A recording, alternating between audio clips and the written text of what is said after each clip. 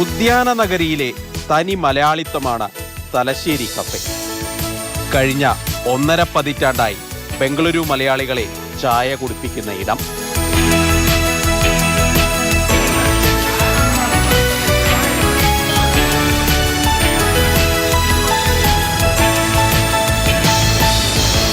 മധുരം കൂട്ടി സ്ട്രോങ് ചായ, നല്ല സുലൈമാനി, മധുരത്തിനൊപ്പം ഇത്തിരി എരിവ് പകർന്ന ഇഞ്ചി ചായ.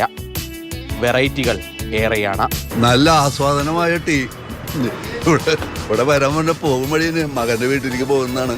അപ്പോൾ ചായ കഴിക്കാന്ന് പറഞ്ഞു. അപ്പോൾ പുതിയ സ്ഥലങ്ങളാകുമ്പോൾ ഒന്ന് കയറി പോകാം എന്നുള്ള ഒരു ഉദ്ദേശം കൂടിയാണ്. ചായയൊക്കെ നന്നായിട്ടുണ്ട്. ചായ മാത്രമല്ല, നാവിൽ കപ്പലോടിക്കാൻ പോന്ന നാട്ടുപലഹാരങ്ങളുമുണ്ട്.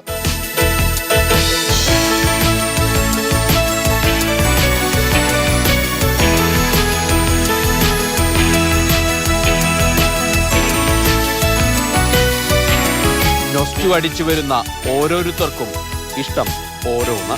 എനിക്ക് ഇലയുടെയാണ് ഇഷ്ടം. ഭയങ്കര സ്വീറ്റാണ്. നല്ല ഏറ്റവും എന്താ പറയാ, അടിപൊളിയാണ് തിന്നാനായിട്ട്. പഴംപൊരി ഭയങ്കര ഇഷ്ടമാണ് കഴിക്കാൻ. എനിക്കിഷ്ടം സമൂസയാണ് ഇഷ്ടം. നല്ല ക്രഞ്ച്. ഇനി തലശ്ശേരി ബംഗളൂരുവിൽ വന്ന കഥ ഇസ്മു പറയും. 30 വർഷമായിട്ട് ഇവിടെ ഓൾറെഡി ചായപ്പൊടിയും കാര്യങ്ങളായിട്ടുള്ളതാണ്. പക്ഷേ ഈ ഒരു രീതിയിലല്ല. സാധാരണ ബാംഗ്ലൂർ സ്റ്റൈലിലായിരുന്നു. പിന്നെ 2009 നമ്മൾ തലശ്ശേരി റെസ്റ്റോറൻറ്റ് എന്ന് പറഞ്ഞ ബ്രാൻഡ് വന്നു.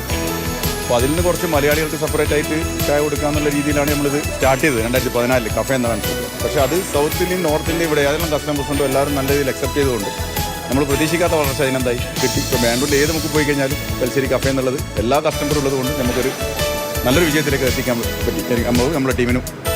ഇന്ന് നഗരത്തിന്റെ ഏതാണ്ട് എല്ലാ ഭാഗത്തും നാടൻ ചായയുമായി തലശ്ശേരിക്കാരുണ്ട്.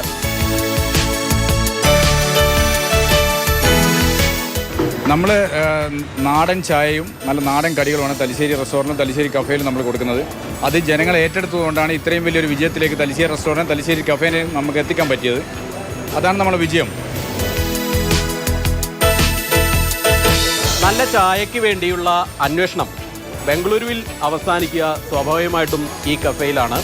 എൻ്റെ മാത്രമല്ല, ഒരുമാതിരിപ്പെട്ട മലയാളികളും നല്ല നാടൻ ചായയും നാടൻ കടികൾക്കൊക്കെ വേണ്ടി വരുന്നത് ഇവിടേക്ക് തന്നെയാണ്. എല്ലാവരും വരിക, കുടിക്കുക, പോവുക. ബംഗളൂരിൽ നിന്നും KB ശ്രീധരൻ, മാതൃഭൂമി.